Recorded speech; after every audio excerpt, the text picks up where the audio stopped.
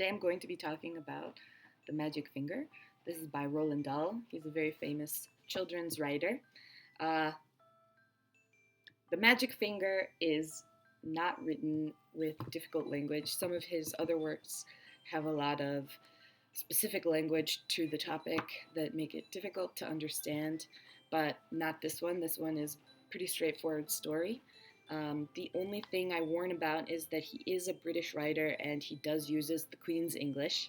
So, for example, instead of angry, he will use the words "I'm cross," and that might some students might be able to understand, but some might not. So I would just warn them that the language they're coming across here is not American English, and that they might need an explanation for something, just to ask their teacher.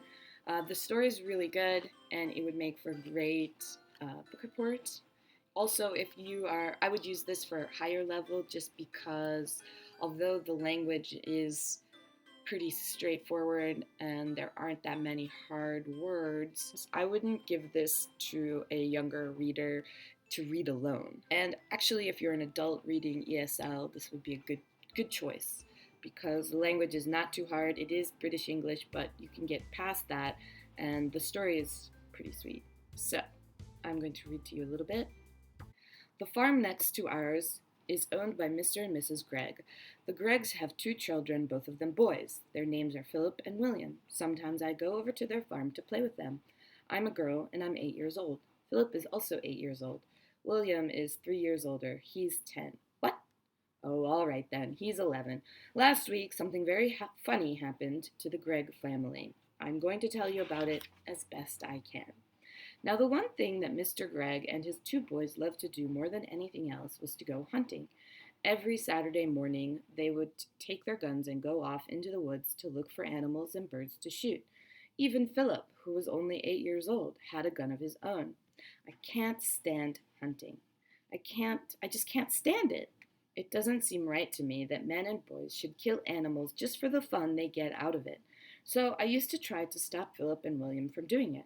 Every time I went over to their farm, I would do my best to talk them out of it, but they only laughed at me. I even said something about it once to Mr. Gregg, but he just walked on past me as if I wasn't there. Then one Saturday morning, I saw Philip and William coming out of the woods with their father, and they were carrying a lovely young deer.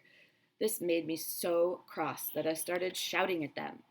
The boys laughed and made faces at me, and Mr. Gregg told me to go home and mind my own P's and Q's. Well, that did it.